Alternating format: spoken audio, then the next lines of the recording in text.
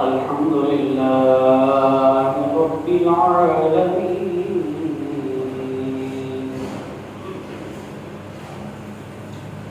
والعاقبة للمتقين والصلاة والسلام على سيد الأنبياء والمرسلين وعلى آله وأصحابه أجمعين. أما بعد، فأعوذ بالله من الشيطان الرجيم. بسم الله الرحمن الرحيم. قل إن كنتم تحبون الله فاتبعوني يحببكم الله.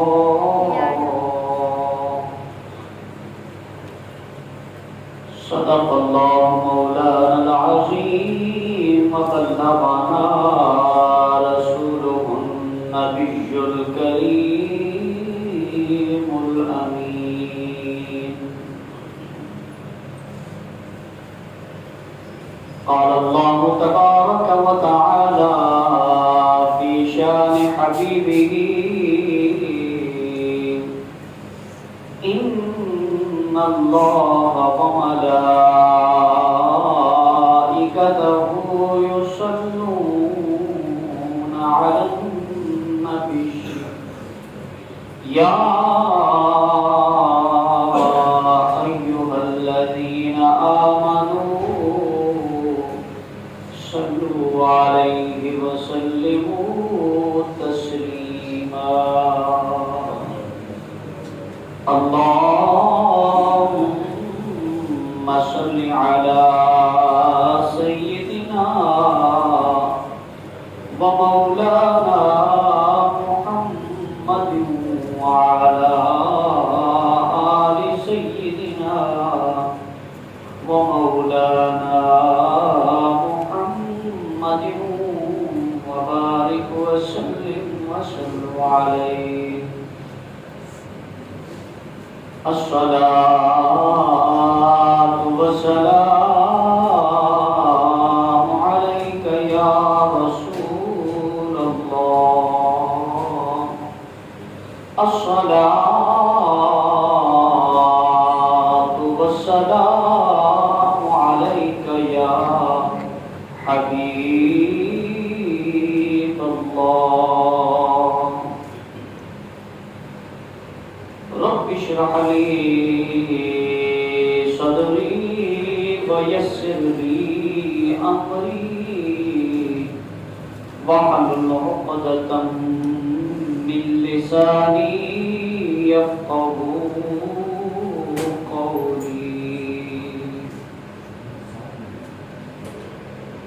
بعد الحمد معزز سامعین کرام، السلام علیکم ورحمۃ اللہ وبرکاتہ. ہماری گفتگو شہادت امام عالی مقام رضی اللہ تعالیٰ عنہ پر جاری ہے. دعا ہے ذکر شہادت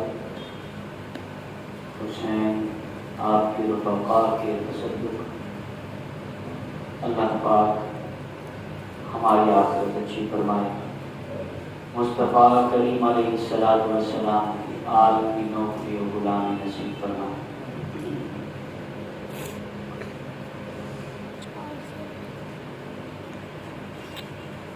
جب یہ قافلہ لٹا ہوا کربلا سے روانہ ہوا،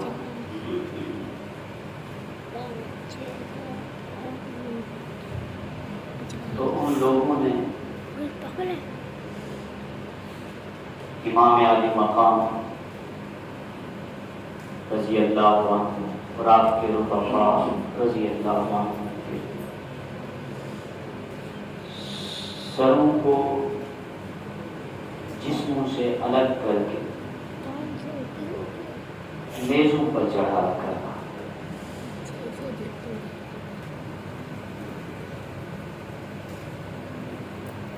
اور میزوں پر جن کے سر تھے وہ مصطفیٰ کریم علیہ السلام کی آل تھے، آپ کے اہل بیت، جن کے بارے میں آقا کریم علیہ السلام نے بہت سے مقامات پر آپ کی محبتوں کو اجاگر فرمایا۔ کلام مجید فرقان حمید میں ارشاد ہوا، اس کا صلہ الدین پھیلایا، دین کی تبلیغ کی، اس پر کچھ نہیں اجر مانگتا، بس اپنی اہل بیت سے محبت فرمایا۔ یہ سارے درس دیے، محبت کی تلقین فرمائی، لیکن جو بدبخت بد نصیب اس میں شریک ہوئے، انہوں نے اپنی آخرت کو اپنے ہاتھوں سے، اپنے کردار سے، دنیا کی لالچ سے تباہ و برباد کر کے جہنم خرید لی۔ اور جو اہل بیت اطہار کے ساتھ کھڑے ہوئے، وہ لوگ کفر کی دلدل میں بھی تھے، مصطفیٰ کی آل کی محبت میں، ادب میں، احترام میں انہیں وہاں سے نکال کر جنت عطا کر دی۔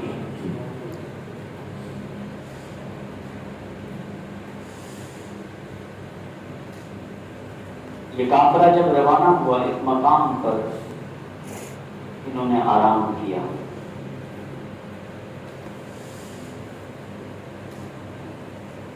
وہاں کے جو گرجا گھر تھا، عبادت خانہ تھا،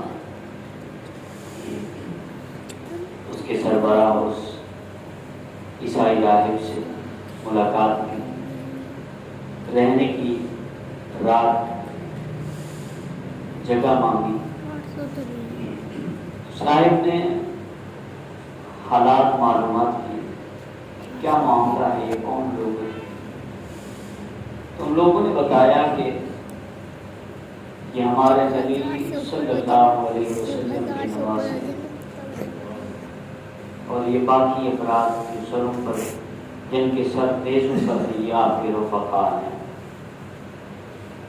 اور ہر مقام پر بتایا جا رہا تھا کہ کچھ باغی تھے، بغاوت کر رہے تھے حکومت سے، جن کے ارادوں کو کچلا گیا۔ راہب نے کہا اگر یہ سر اقدس اور یہ جو قیدی خواتین ہیں آج رات مجھے دے دو، اس کے بدلے میں تمہیں 10,000 دینار دیتا۔ صبح جب جانا تو یہ سارا اپنے یہ سر اقدس، یہ قیدی سب واپس لے جانا، بس آج رات تم یہاں مقیم بھی ہو جاؤ، اور میں چاہتا ہوں کہ یہ سر اور یہ خواتین ان کی آج میزبانی بھی کر لوں۔ ابن کثیر نے لکھا ہے لوگ وہاں پر آرام کرنے پر آمادہ ہو گئے۔ انہوں نے دیکھا امام علی مقام کے سر اقدس میں بال مبارک، آپ کی ریش مبارک سب گرد آلود۔ امام علی مقام رضی اللہ عنہ کے سر اقدس کو اس نے ایک تشت میں رکھا۔ میں نے پہلے بات کی جن کے نصیب بدتر تھے، جنہوں نے جہنم کو خریدا، وہ مصطفیٰ کی آل کے دشمن بنتے تھے، اور جو مصطفیٰ کی آل سے محبت کرنے والے تھے وہ جہنم کے گڑھے میں بھی تھے، رب نے نکال کر جنت عطا کر دی۔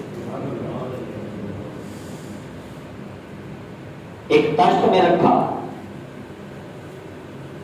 انہیں سنوارا، بالوں میں کنگھی کی، داڑھی مبارک میں کنگھی کی، سنوار کر معطر کیا، خوشبو لگائی، کستوری لگائی، معطر کر کے چمکا کے اپنے سامنے کر لیا۔ مسلمان بھی اہل بیت عظمت کو نہ سمجھ سکا۔ مصطفیٰ کریم علیہ السلام کے کلمہ پڑھنے والے بھی مصطفیٰ کی آل کے دشمن بنے، عزت کو، عظمت کو، رفعتوں کو، نسبتوں کو نہ بھول گئے، نہ پہچان سکے۔ اور ایک راہب شخص جس نے نہ مصطفیٰ کریم علیہ السلام کا کلمہ پڑھا، نہ مصطفیٰ کے دین کو اختیار کیا، نہ دیکھا، انہوں نے مصطفیٰ کی آل کی اتنی محبت و احترام کیا، سامنے رکھا۔ مصطفیٰ کے کلمہ پڑھنے والے آپ کی آل کے سروں کو نیزوں پر اٹھا کر چل رہے تھے، اور ایک غیر مسلم عیسائی راہب مصطفیٰ کی آل کا اتنا دیوانہ نکلا کہ سر اقدس کو سامنے رکھ کے دیدار کرتا رہا۔ ساری رات امام علی مقام رضی اللہ عنہ کے چہرے اقدس کو تکتا رہا، براہ راست آنسو جاتے رہے، ساری رات اسی روتے ہوئے گریہ ازاری کرتے ہوئے گزار دی۔ اور ادھر خواتین کے لیے گزار ہوا، میں تمہارے نانا کا کلمہ تو نہیں پڑھتا، مگر محبت تم سے یہ گزارش کرتا ہوں، یہ میرا گھر ہے، ایک گرجا گھر ہے، ایک کمرہ ہے، اس میں آج رات آپ محفوظ ہیں، آپ کی خاطر تواضع جو مجھ سے ہو سکی کروں گا۔ کرنے کے بعد امام علی مقام رضی اللہ عنہ کی بارگاہ میں حاضر خدمت ہوا۔ ساری رات آپ کے دیدار سے مستفیض ہوتا رہا، آنسو بہاتا رہا۔ اور یاد رکھنے بڑی اہم بات، جو مصطفیٰ کی آل سے محبت کرتا ہے اس کا دل کبھی کفر کی آلودگی میں رہ نہیں سکتا۔ ادھر امام علی مقام کی ساری رات خدمت کی، اس کا صلہ یہ ملا مصطفیٰ کریم علیہ السلام نے، اور اللہ رب العزت نے یہ صلہ عطا فرمایا کہ تم میری آل کی خدمت کرے اور پھر بھی جہنمی بنے۔ صلہ تو یہ ہے کہ میں نے رب سے اجازت طلب کی تھی، دعا مانگی تھی، اے باری تعالیٰ میں ان حسن و حسین سے محبت کرتا ہوں، تو بھی ان سے محبت کر، اے اللہ جو ان سے محبت کرے تو ان سے بھی محبت کر۔ تو یہ تو میرے مصطفیٰ نے پہلے دعا کر دی تھی۔ ابھی حسنین کریمین چھوٹے بچے تھے، مصطفیٰ کی بغل میں آرام فرماتے، چادر کے اندر تشریف فرماتے، یہ تو دعا مصطفیٰ نے اس پر کر رکھی تھی۔ اور ادھر محبت بھی کرے اور پھر بھی جہنم پائے، ایسا نہیں ہو سکتا تھا۔ صلہ یہ ملا جب رات کا آخری پہر ہوا، فرمایا اے راہب بات تجھے کلمہ پڑھا۔ مصطفیٰ کریم علیہ السلام نے انہیں کلمہ پڑھایا، وہ مسلمان ہوا۔ اور جب یہ کافرہ صبح کو روانہ ہوا تو پھر پہلے تو یہ راہب تھا، اس گرجا گھر میں ایک مہمان نواز تھا، جب یہ قافلہ روانہ ہوا تو پھر یہ غلام بن کے مصطفیٰ کی آل کا بن کے جا رہا تھا۔ ادھر ایک طرف، دوسری طرف جو مال کے دنیا کے پجاری تھے، ان لوگوں نے جب ان سے مال لیا، ایک راستے پر پڑاؤ کیا، وہاں پر دیکھا، علامہ ابن کثیر نے لکھا ہے، فرماتے ہیں دیوار کے اوپر ایک شعر لکھا ہوا تھا، قتلت امت قتلت حسینہ،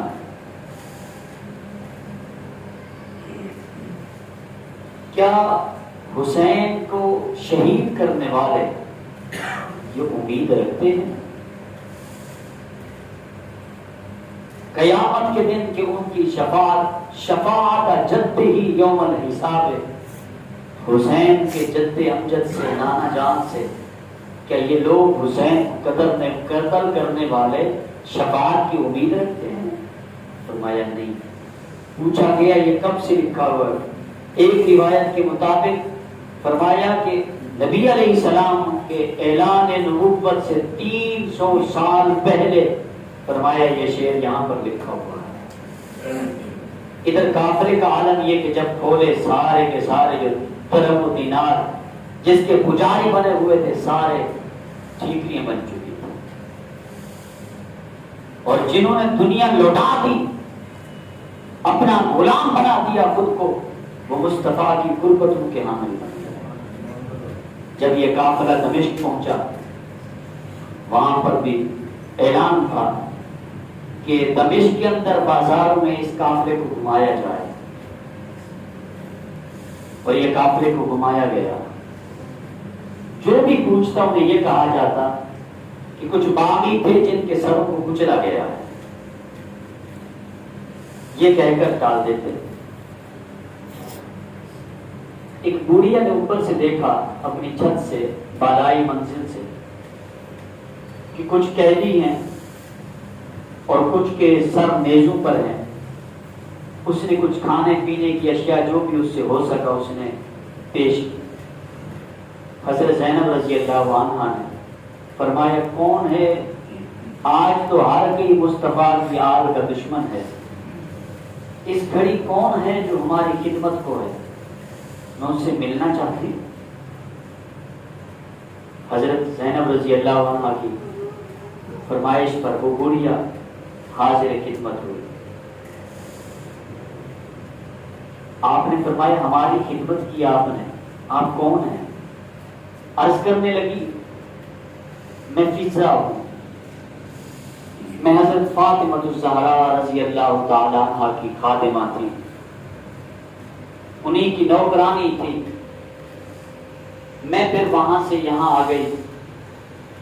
آپ نے فرمایا ہم ہیں تو بے سر و سامان، ہم تو قیدی بنے ہوئے ہیں، ہمارے پاس اور ہے تو کچھ نہیں، مگر پھر بھی ہم سے کوئی خواہش ہو تو بتا دو۔ عرض کرنے لگی اور کچھ نہیں طلب کرتی۔ جب میں وہاں سے نکلی تھی تو حضرت فاطمہ الزہرا رضی اللہ عنہا کے 3 بچے تھے، حسن و حسین اور حضرت زینب رضی اللہ عنہا۔ بس میری خواہش یہ ہے کہ اپنی زندگی میں انہیں دیکھ سکوں، اور میں نے سنا ہے حضرت امام حسن رضی اللہ عنہ شہید ہو گئے ہیں، اب حسین رضی اللہ عنہ اور حضرت زینب رضی اللہ عنہ جو بچے تھے میں انہیں دیکھنا چاہتی ہوں، بس یہی خواہش ہے۔ فرمائی یہ سارا جو اہتمام کیا ہے یہ کیوں کیا؟ عرض کرنے لگی حضور میری مالکن بی بی فاطمہ الزہرا رضی اللہ عنہا نے فرمایا تھا، میں نے پوچھا کہ کوئی مجھے نصیحت فرما دیں، آپ نے فرمایا تھا کبھی کوئی قیدی ملے تو ان کے ساتھ صلہ رحمی کر دینا۔ بس میں نے تو ان کی وصیت کے مطابق ان قیدیوں سے صلہ رحمی کی ہے۔ آپ نے فرمایا ہم سے کیا چاہتی ہو؟ کہا یہ دعا کر دیں ان کو دیکھ لوں۔ فرمایا پھر تیری دعا قبول ہو چکی ہے، دیکھ نیزے کے اوپر جو سر چڑھائے یہ حسین کا ہے، اور تمہارے سامنے جو قیدی کھڑی ہے یہی زینب ہے۔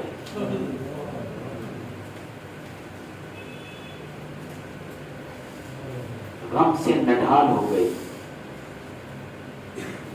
عرض کی پھر میں نے یہاں اوپر بیٹھ کے کیا کرنا ہے؟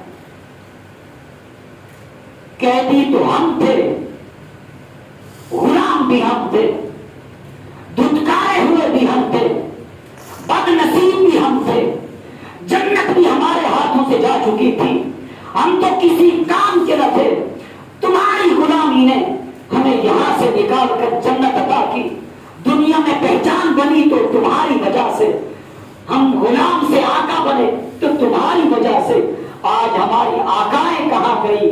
جو لوگ دنیا کے اندر رہ کر خود کو آقا سمجھ رہے تھے اور مصطفیٰ کی آل کو غلام بنا کے وہ یہ جاننا چاہتے ہیں کہ ہم آقا بن جائیں گے، خدا کی عزت کی قسم جو تاج سجے ہیں، جو آقا ملے ہیں، وہ سارے کے سارے مصطفیٰ کی آل کے قدموں کا صدقہ ہے۔ یہ لوگ پھر بھی کامیاب نہیں ہو سکتے، کی آل کی غلام تھی اور پھر آج بھی غلام بن کے رہوں گی. میں بوڑھیا سے ہی کسی سے لڑ تو نہیں سکتی, مصطفیٰ کی آل کی غلاموں کے ساتھ غلام تو بن کے سکتی. جن کے دل میں مصطفیٰ کی آل کی محبت تھی, وہ شانے بشانے, وہ تانا زنی, وہ دل کی بھڑاس, وہ دل کے اندر کی باتیں, وہ چھپ چھپا کر کانوں میں گھسنا, وہ کتابوں میں رسالوں میں نہیں لکھا کرتے تھے. علامہ اعلان مصطفیٰ کی آل پر غلامی بھی قبول کرنا پڑتی, غلام بن جایا کرتے تھے, مگر یہ بتاتے تھے مصطفیٰ کی آل کے کل بھی غلام تھے, آج بھی غلام ہیں. یہ غلام بن کے جا رہی ہیں. یہ بھی ساتھ ہے حضرت فضہ رضی اللہ عنہ, جب یزید کا دربار لگا ایسے اکڑ کے بیٹھا ہے, اس کی ہاتھ میں ایک چھڑی تھی,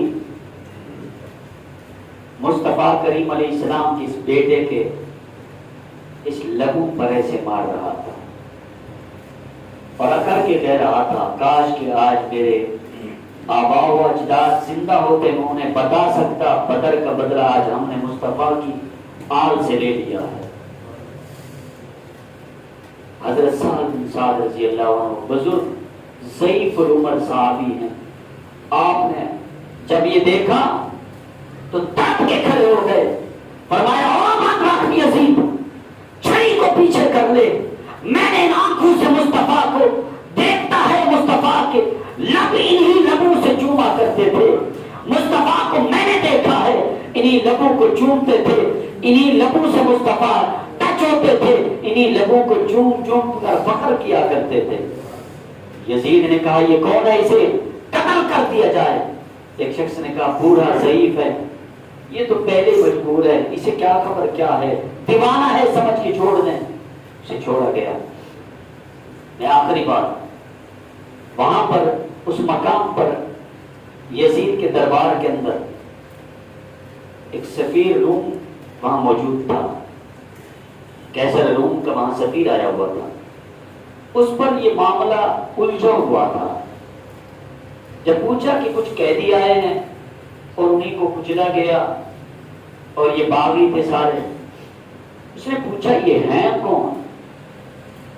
بتایا کہ ہمارے نبی علیہ السلام کے یہ نواز حسین, اور یہ جو زنجیروں میں جکڑے ہوئے ہیں یہ زین العابدین ان کے بیٹے ہیں, اور یہ جو خواتین ہیں یہ دنیا کی کوئی اور عورتیں نہیں ہیں, مصطفیٰ کی آل ہیں, گھرانے. اس نے کہا تم کتنے بد نصیب بد شرم, تم نے مصطفیٰ اپنے محبوب, اپنے آقا و مولا, اپنے نبی کی آل کے ساتھ یہ کام کیا. فرمایا ڈوب مرنے کا مقام ہے تمہارے لیے, ایک تمہارا عالم یہ ہے اور ایک ہماری طرف حضرت عیسیٰ علیہ السلام کی اونٹنی ہمارے گرجا گھر میں آ گئی تھی, اس مقام پر اس کے پیر سخت ہو گئے تھے. کہتا ہے ہم خدا کی عزت کی قسم, جس طرح تم حج اور عمرے کو کعبۃ اللہ کی طرف زیارت کرنے کو جاتے ہو, ہم ہر سال, ہمارے نبی کے قدم نہیں تھے, ہمارے نبی کی سواری کے قدم ہیں. جس طرح تم حج کو جاتے ہو, ہم ہر سال اسی سواری کے قدموں کے نشانوں کو دیکھنے کے لیے زیارت کرنے کو ہر سال اہتمام کر کے جاتے ہیں. یہ تھے شہناز جنہیں مصطفیٰ کی آل سے بغض تھا, وہ کل بھی مصطفیٰ کی آل سے بغض رکھنے والے ہیں, اور آج بھی بے تحاشا لوگ ہیں جو مصطفیٰ کی آل سے بغض بظاہر نہ کر سکیں. اس کا ذکر کیوں نہیں کیا, وہ بڑے شہید تھے, ان کا ذکر چھوڑا. میں آپ کو آج ایک بات عرض کر دوں, اہل سنت والجماعت کا عقیدہ یہ ہے, نہ تو صحابہ کو چھوڑ کر مصطفیٰ کی غلامی ملتی ہے, نہ مصطفیٰ کی آل کو چھوڑ کر مصطفیٰ کی نوکری نصیب ہوگی. جب تک مصطفیٰ کے صحابہ اور مصطفیٰ کی آل کی نوکری نصیب نہ ہو جائے, کل قیامت کے دن مصطفیٰ کی شفاعت سے محروم رہ جائے گا. ہر کوئی شہید ہے, شہید بہت سے ہوئے, ہر ایک شہید کا درجہ بلند و بالا ہے، مگر یہ وہ شہید تھے جو مصطفیٰ کی گود میں کھیلنے والے بننے والے تھے۔ ہر کسی کا غم اپنی جگہ پر، مگر مصطفیٰ کی اس آل جو بے دردی سے شہید کی گئی، اس کا غم نہیں بھلایا جا سکتا۔ ہم نہ تو ان کے غم کے خلاف ہیں، نہ مصطفیٰ کی آل کے غم کے خلاف ہیں۔ غم مناؤ تو دونوں ہوں، نہ تو ان کو چھوڑا جا سکتا ہے نہ ان کو چھوڑا جا سکتا ہے۔ مصطفیٰ کی غلامی، مصطفیٰ کی شفاعت، مصطفیٰ کے اصحاب اور مصطفیٰ کی آل کی غلامی میں ہے۔ دعا ہے رب کائنات ہمیں اس غلامی میں ہمیشہ زندہ رکھے اور قیامت کے دن انہی غلامی کے صدقے ہمیں کامیابی نصیب فرمائے۔ وما علیک الا